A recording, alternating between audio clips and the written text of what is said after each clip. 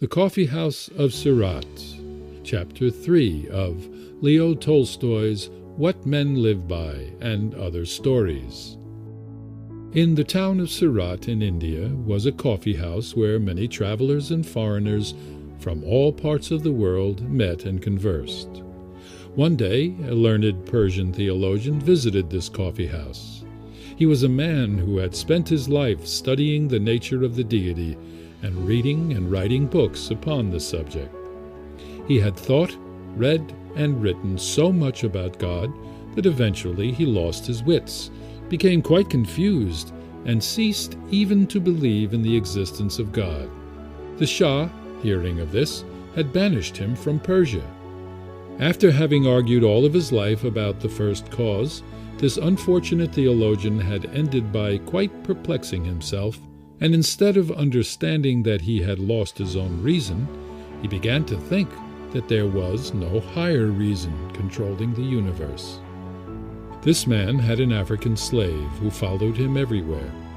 When the theologian entered the coffee-house, the slave remained outside near the door, sitting on a stone in the glare of the sun, driving away the flies that buzzed about him.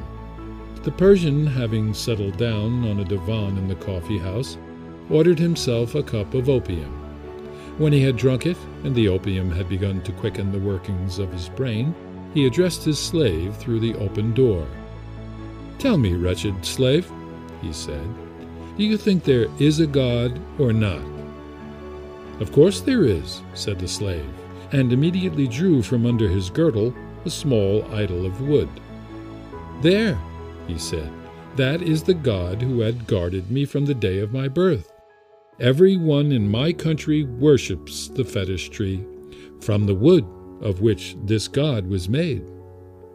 This conversation between the theologian and his slave was listened to with surprise by the other guests in the coffee-house. They were astonished at the master's question, and yet more so at the slave's reply.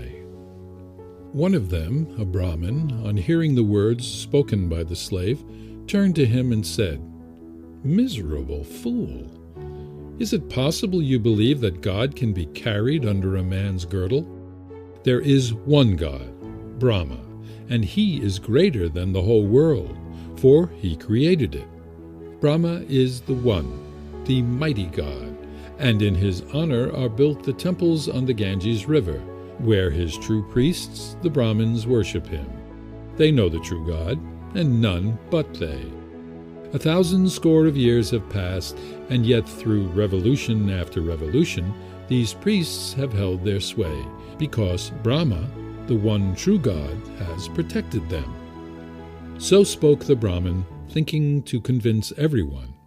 But a Jewish broker who was present replied to him and said, "No, the temple of the true God is not in India. Neither does God protect the Brahmin caste. The true God is not the God of the Brahmins, but of Abraham, Isaac, and Jacob. None does he protect but his chosen people, the Israelites. From the commencement of the world, our nation has been beloved of him, and ours alone. If we are now scattered over the whole earth, it is but to try us. For God has promised that he will one day gather his people together in Jerusalem. Then, with the temple of Jerusalem, the wonder of the ancient world, restored to its splendor, shall Israel be established a ruler over all nations." So spoke the Jew, and burst into tears.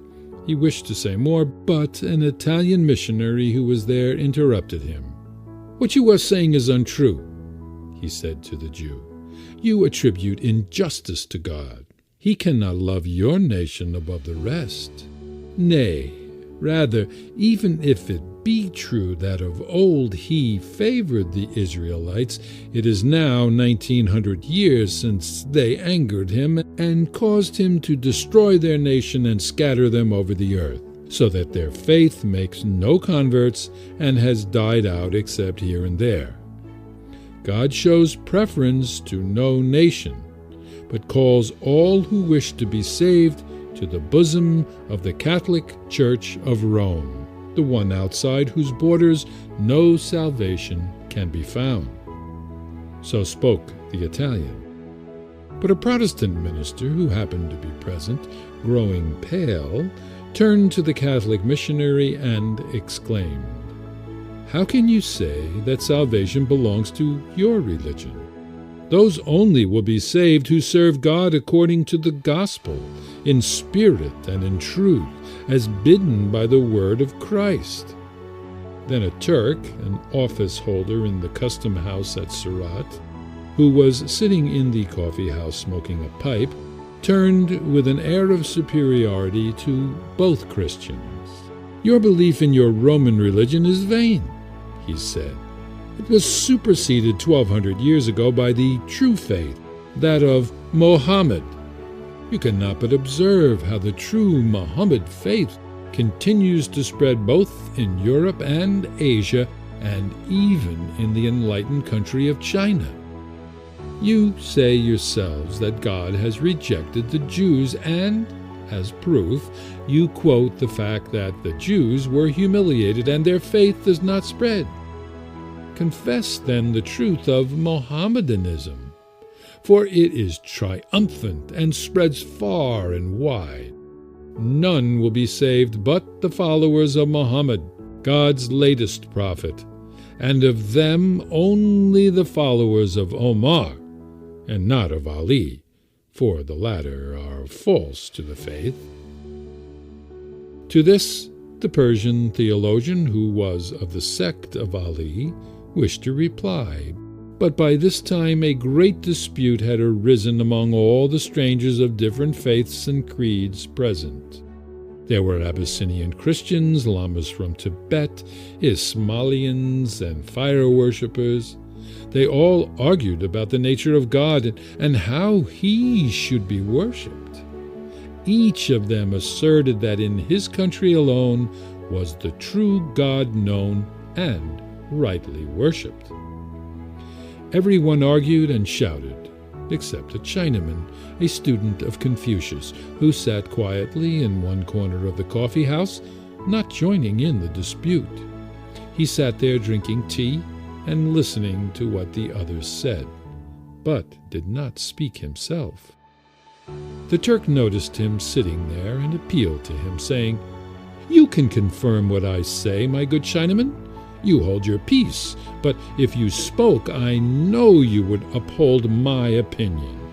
Traders from your country, who come to me for assistance, tell me that though many religions have been introduced into China, you Chinese consider Mohammedanism the best of all, and adopt it willingly. Confirm then my words, and tell us your opinion of the true God and of his prophet." "Yes, yes," said the rest, turning to the Chinaman. "Let us hear what you think of the subject." The Chinaman, the student of Confucius, closed his eyes and thought a while. Then he opened them again, and drawing his hands out of the wide sleeves of his garment and folding them on his breast, he spoke as follows in a calm, quiet voice.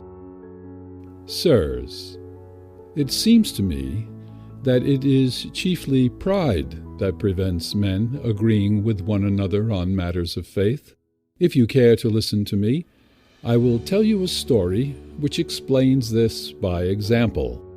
I came here from China on an English steamer which had been round the world. We stopped for fresh water and landed on the east coast of the island of Sumatra.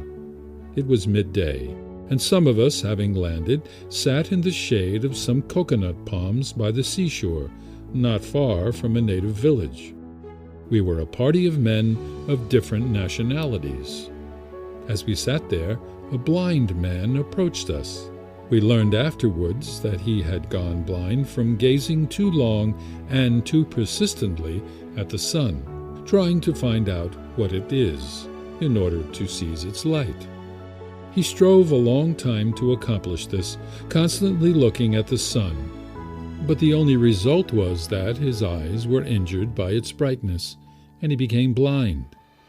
Then he said to himself, 'I The light of the sun is not a liquid, for if it were a liquid it would be possible to pour it from one vessel to another, and it would be moved like water by the wind.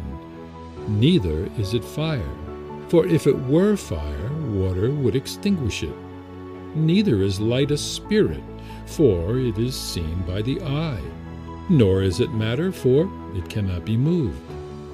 Therefore, as the light of the sun is neither liquid, nor fire, nor spirit, nor matter, it is nothing. So he argued, and as a result of always looking at the sun and always thinking about it, he lost both his sight and his reason. And when he went quite blind, he became fully convinced that the sun did not exist. With this blind man came a slave, who, after placing his master in the shade of a coconut tree, picked up a coconut from the ground and began making it into a nightlight. He twisted a wick from the fiber of the coconut, squeezed oil from the nut in the shell, and soaked the wick in it. As the slave sat doing this, the blind man sighed and said to him, "Well, slave, was I not right when I told you there was no sun? Do you not see how dark it is? Yet people say there is a sun. But if so, what is it?" "I do not know what the sun is," said the slave. "That is no business of mine. But I know what light is. Here I have made a nightlight, by the help of which I shall serve you and find anything I want in the hut." And the slave picked up the coconut shell, saying, "This is my son." A lame man with crutches, who was sitting nearby, heard the words and laughed. "You have evidently been blind all your life," he said to the blind man, "not to know what the sun is. I will tell you what it is. The sun is a ball of fire which rises every morning out of the sea and goes down again among the mountains of our island each evening. We have all seen this, and if you had had your eyesight, you too would have seen it." A fisherman, who had been listening to the conversation, said, "It is plain enough that you have never been beyond your own island.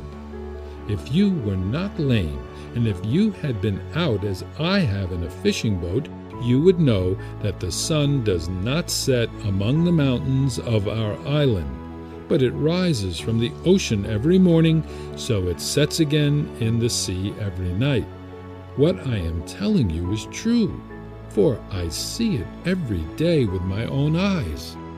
Then an Indian who was of our party interrupted him by saying, "I am astonished that a reasonable man should talk such nonsense. How can a ball of fire possibly descend into the water and not be extinguished? The sun is not a ball of fire at all. It is the deity named Deva, who rides forever in a chariot round the golden mountain Meru. Sometimes the evil serpents Ragu and Ketu attack Deva and swallow him, and then the earth is dark. But our priests pray that the deity may be released, and then he is set free. Only such ignorant men as you, who have never been beyond their own island, can imagine that the sun shines for their country alone." Then the master of an Egyptian vessel who was present spoke in his turn. "No," he said, "you also are wrong. The sun is not a deity and does not move only around India and its golden mountain. I have sailed much on the Black Sea and along the coasts of Arabia, and have been to Madagascar and the Philippines. The sun lights the whole earth and not India alone. It does not circle round one mountain, but rises far in the east, beyond the Isles of Japan, and sets far, far away in the west, beyond the islands of England. That is why the Japanese call their country Nippon, that is, the birth of the sun. I know this well, for I have myself seen much, and heard more from my grandfather who sail to the very ends of the sea." He would have gone on, but an English sailor from our ship interrupted him. "There is no country," he said, "where people know so much about the sun's movements as in England. The sun, as everyone in England knows, rises nowhere and sets nowhere. It is always moving round the earth. We can be sure of this, for we have just been round the world ourselves, and nowhere knocked up against the sun. Wherever we went, the sun showed itself in the morning and hid itself at night, just as it does here." And the Englishman took a stick and, drawing circles in the sand, tried to explain how the sun moves in the heavens and goes round the world. But he was unable to explain it clearly, and pointing to the ship's pilot said, "This man knows more about it than I do. He can explain it properly." The pilot, who was an intelligent man, had listened in silence to the talk till he was asked to speak. Now everyone turned to him, and he said, "You are all misleading one another, and you yourselves are deceived. The sun does not go round the earth, but the earth goes round the sun, revolving as it goes and turning towards the sun in the course of each 24 hours. Not only Japan and the Philippines and Sumatra, where we now are, but Africa and Europe and America and many lands besides. The sun does not shine for some one mountain, or for some one island, or for some one sea, not even for one earth alone, but for other planets as well as our earth. If you could only look up at the heavens instead of at the ground beneath your own feet, you might all understand this, and would then no longer suppose that the sun shines for you or for your country alone." Thus spoke the wise pilot, who had voyaged much of the world and had gazed much upon the heavens above. "So, on matters of faith," continued the Chinaman, the student of Confucius, "it is pride that causes error and discord among men. As with the sun, so it is with God. Each man wants to have a special God of his own, or at least a special God for his native land. Each nation wishes to confine in his own temples him whom the world cannot contain. Can any temple compare with that which God himself has built to unite all men in one faith and one religion?